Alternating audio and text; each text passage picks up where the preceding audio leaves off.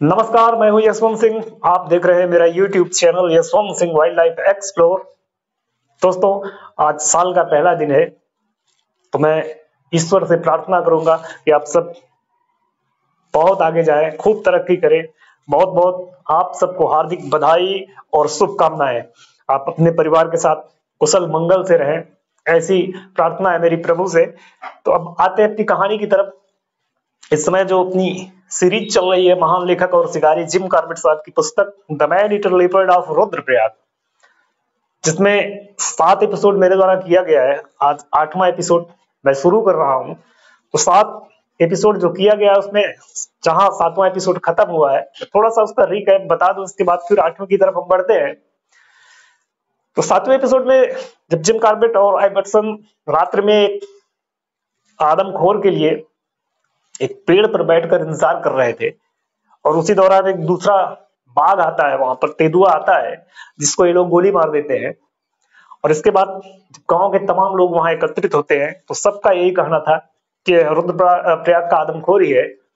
लेकिन कार्बेट उस समय बता रहे थे कि मैंने उसकी हल्की झलक एक बार देखी थी, और मुझे पूर्ण विश्वास नहीं हो रहा था कि यही रुद्रप्रयाग का आदमखोर है। इसलिए मैंने आइवर्सन से यह कहा कि जो सरकार को तार देकर यह सूचना देनी थी कि रुद्रप्रयाग का आदमखोर मारा गया है, उस तार को रोक दीजिए। और दूसरा कि लोगों को अंदर अभी ये बता दीजिए लोगों से कि जो भी सावधानियां उस आदमखोर के प्रति बरतनी है, वह जारी रखनी चाहिए। और फिर ये लोग अपने कैंप पहुंचते हैं। कैंप पहुंचने के बाद आइवर्सन को पौड़ी निकलना था और जिम कॉर्बेट साहब को नैनीताल निकलना था। लेकिन संयोग से जब सुबह ये उठते हैं, तो उसी समय एक सूचना इनके पास आती है, और सूचना यह आती है कि चटवा पीपल पुल से तकरीबन 1 मील दूर उस आदमखोर ने एक महिला को मार दिया है। यहां तक मैंने 7वां एपिसोड सुनाया था। अब 8वां एपिसोड मैं यहां से शुरू कर रहा हूं। तो दोस्तों, हुआ ये कि कॉर्बेट बताते हैं कि जब यह सूचना मैंने भेजे हुए आदमियों के द्वारा प्राप्त की, तो मैं तत्काल आइवर्सन के कमरे के सामने गया, और जैसे ही मैं वहां पहुंचा, मैंने देखा कि आइवर्सन अंदर से अपना दरवाजा खोल ही रहे थे। और फिर मैं अंदर गया। अंदर जाने के बाद इस बात पर चर्चा होने लगी, जहां वह महिला मारी गई थी, तो एक बड़ा सा नक्शा निकालने के बाद मैं और आइवर्सन उस जगह को ढूंढने लगे, उस नक्शे में, कि जिस गांव की वो महिला थी।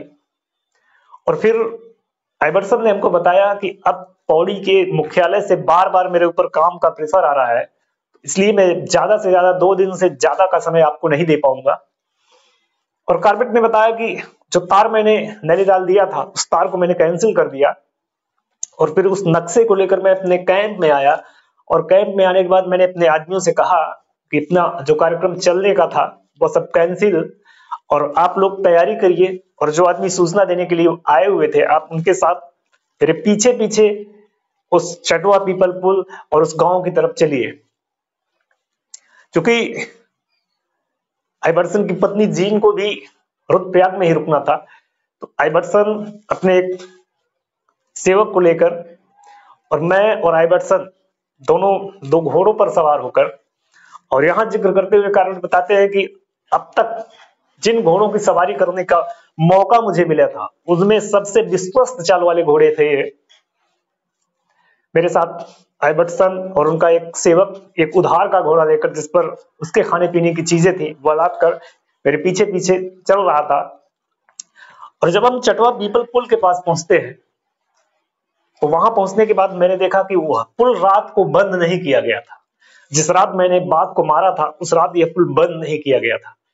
और शायद वह बाघ रात्र में जब पुल खुला था, तो नदी के उस पार से इस पार पहुंच गया, और पहुंचने के बाद जो पहला गांव मिला, और जहां उस गांव में मौका मिला, उसने उस महिला को मार दिया।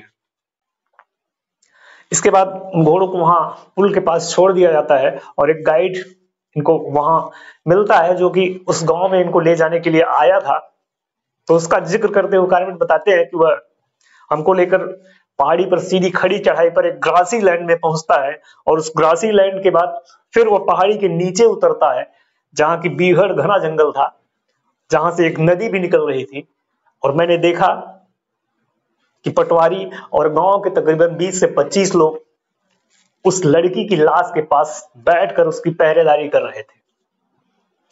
और लड़की को मैंने देखा, तकरीबन 19 से 20 साल की लड़की थी और काफी गोरी हट्टी कट्टी लड़की थी, जिसके शरीर के पूरे कपड़े उस आदमखोर ने फाड़ दिए थे और उसके पूरे शरीर पर उसके जीभ के चाटने के निशान थे और मांस थोड़ा हल्का ऊपर से थोड़ा नीचे की तरफ से खाया गया था और उसके दोनों हाथ दोनों तरफ फैले हुए थे, वह मुंह के बल लेटी हुई थी।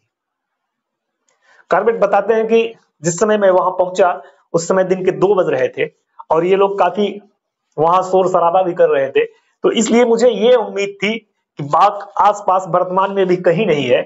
तो मैंने पटवारी को लेकर और अपने एक सेवक को लेकर गांव जाने का फैसला किया। मैं गांव जाकर थोड़ा सा चाय और नाश्ता अपने लिए बना लूं और फिर मैं लौटकर यहाँ आता हूं।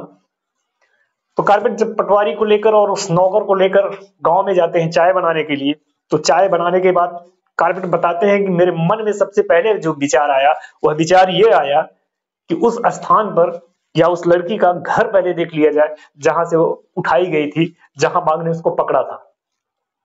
तो उस घर के पास जब पहुंचते हैं तो कार्बेट बताते हैं कि वह घर भी एकांत में बनाया गया था। तकरीबन 3 एकड़ के क्षेत्र में, खेतों वाले क्षेत्र में बीच में घर था उसका और सिंगल कमरे का वो भी मकान था और उसमें वह महिला, उसका पति, एक बुजुर्ग ससुर और एक 6 महीने का बच्चा था।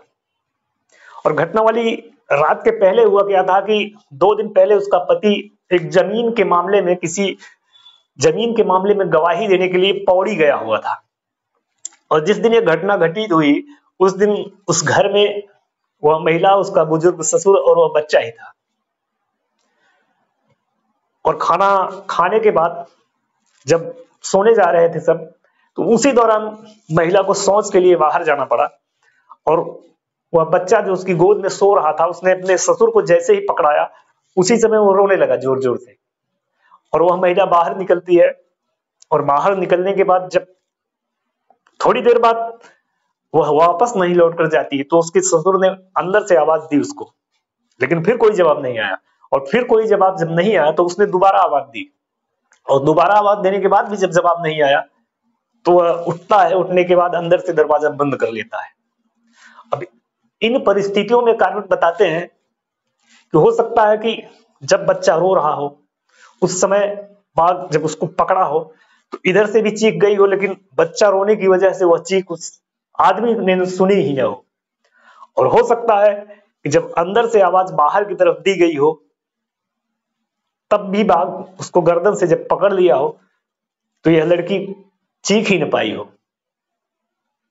और उस दिन जिस दिन घटना हुई थी उस दिन शाम के समय बारिश भी हुई थी, तो उसकी कल्पना की जा सकती है। कार्बेट इसका जिक्र करते हुए बताते हैं कि संभवतः बाघ गांव की तरफ से आया होगा और अंदर जब ये दोनों आपस में बातें कर रहे थे उस आवाज को सुना होगा और आवाज सुनने के बाद शायद वह इंतजार करने के मूड में वहां बैठ गया हो और उसी दौरान वह लड़की बाहर की तरफ निकली हो और फिर वह उसको गर्दन से या गले से पकड़ लिया।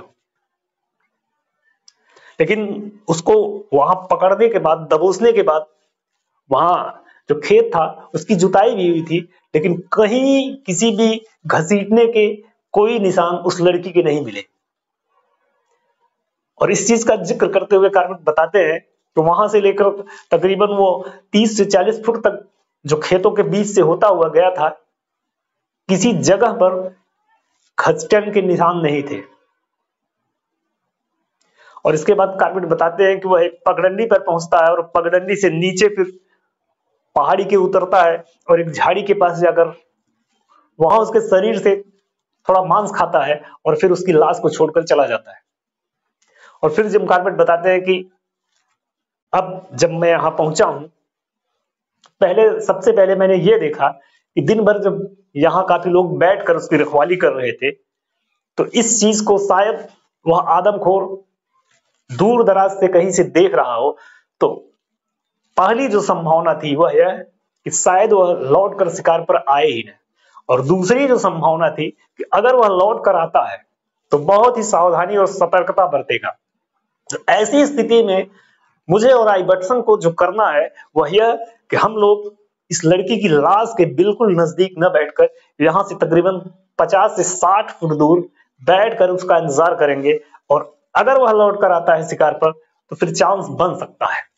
और ऐसे में मैंने देखा कि उस लाश से तकरीबन 60 से 70 फुट की दूरी पर एक बांस का ठूंठ पेड़ खड़ा हुआ था, जो कि पहाड़ी के समकोण पर था। मैंने और आइबर्टसन ने वहां बैठने का फैसला किया। मैं अपने साथ अपनी राइफल और एक पेट्रोल लालटेन उसको लाया था। आइबर्टसन भी अपने साथ अपनी राइफल लेकर आया था। तो फिर हम दोनों पेड़ पर चढ़ते हैं और जिस तरफ उस लड़की की लाश पड़ी थी उधर निशाना करके आइबर्टसन बैठते हैं, और मेरी जिम्मेदारी उनको सुरक्षा प्रदान करनी थी, इसलिए मैं पहाड़ी की तरफ मुंह करके बैठता हूं और पीठ इनकी तरफ। और फिर यह तय होता है कि जब तक दिखाई देने के लिए रोशनी मिलेगी या शूट करने भर का हमको दिखाई देगा, तब तक हम बैठकर उस आदमखोर का इंतजार करेंगे। और जैसे ही अंधेरा होगा हम लोग पेड़ से नीचे उतरकर लालटेन अपनी जो लेकर आए थे पेट्रोल लालटेन उसको जलाएंगे और सीधे गांव की तरफ निकल जाएंगे। और इसकी वजह यह थी कि चूंकि मैं 2 बजे पहुंचा था, मेरे पास इतना पर्याप्त समय नहीं था कि मैं वहां का पूरा क्षेत्र का मैं मुआयना कर सकता। और फिर आइबर्टसन और मैं उसका इंतजार करने लगे, और मेरे राइफल में जो बैटरी लगी हुई थी वह खराब हो गई थी, इसलिए इस बार शूट करने की जो जिम्मेदारी आइबर्टसन ने उठाई थी उसकी वजह थी कि उनके राइफल में दूरबीन लगी हुई थी। और दूरबीन का कार्बेट जिक्र करते हुए बताते हैं कि मैंने इसका परीक्षण भी किया है। दूरबीन देखने में भी सहायता करती है और समय भी देती है। समय देने का मतलब यह है कि काफी दूर से कोई चीज हमको दिखाई दे सकती है जिसे हम शूट कर सकते हैं। और आइबर्टसन जहां बैठे थे, अगर बाघ उस तरफ से आता तो बहुत दूर से ही इनको दिखाई दे सकता था और फिर आराम से फायर कर सकते थे। और ऐसे समय जहां एक एक क्षण सफलता और असफलता के बीच खड़ा हो, तो उस समय दूरबीन की महत्ता और बढ़ जाती है। और इंतजार करते समय कार्बेट बताते हैं कि जैसे ही शाम ढल रही थी, मैंने देखा कि सूरज पहाड़ियों के पीछे पश्चिम दिशा में जा रहा है। तभी एक बार्किंग डियर को मैंने पहाड़ी से नीचे उतरते हुए देखा, जिसकी परछाई हमारे पेड़ की तरफ आ रही थी और वह अलर्ट कॉल कर रहा था। थोड़ी देर के बाद वह फिर से वहां से गुम हो जाता है, लेकिन फिर मैंने देखा कि थोड़ी देर बाद फिर वह पहाड़ी से नीचे की तरफ आ रहा है और वो बार बार कॉल कर रहा होता है। हो सकता है शायद वह किसी नरभक्षी को उस नरभक्षी को देखा हो या कोई और दूसरे जानवर को देखा हो, जिसके कारण वह अन्य जानवरों को सचेत कर रहा हो। लेकिन मेरे और आइबर्टसन के अंदर यह भावना प्रबल थी कि शायद हो सकता है कि वह नरभक्षी हो। और तभी मैंने देखा कि एक चीड़ का फल पहाड़ी के ऊपर से आकर मेरे पेड़ के पास गिरता है, और मैं तुरंत समझ गया कि शायद अब वह बाघ आ गया है, वह बाघ होगा और अपने शिकार के पास जाने के लिए ऊपर से वह मुआयना कर रहा होगा। तो इस बीच में अगर कोई था तो मेरा पेड़ था, और जहां मैं बैठा था मैं तो अपने आप को वहां छुपाने की स्थिति में था, लेकिन आइबर्टसन सीधे उसकी निगाह में होते। और फिर धीरे धीरे अंधेरा होने लगा, और कार्बेट बताते हैं कि जब काफी अंधेरा हो गया तो मैंने अपने पेड़ के नजदीक बाघ के आने की आहट सुनी। लेकिन तब तक इतना अंधेरा हो गया था कि कोई कार्रवाई नहीं की जा सकती थी। और फिर मैं और आइबर्टसन नीचे उतरते हैं, और नीचे उतरने के बाद उस पेट्रोल लालटेन को जलाते हैं। और इतना हुआ, कार्बेट ने बताया कि मैंने कहा कि पेट्रोल लालटेन चूंकि मैं लंबा हूं मैं लेकर चलूंगा और राइफल आप लेकर चलिए, लेकिन आइबर्टसन ने इस चीज को मना कर दिया। तो उसका जिक्र करते हुए कार्बेट बताते हैं कि उन्हें अपनी राइफल से ज्यादा मेरी राइफल के ऊपर भरोसा था, इसलिए उन्होंने कहा कि ये लालटेन मैं लेकर चलूंगा और राइफल आप लेकर चलिए।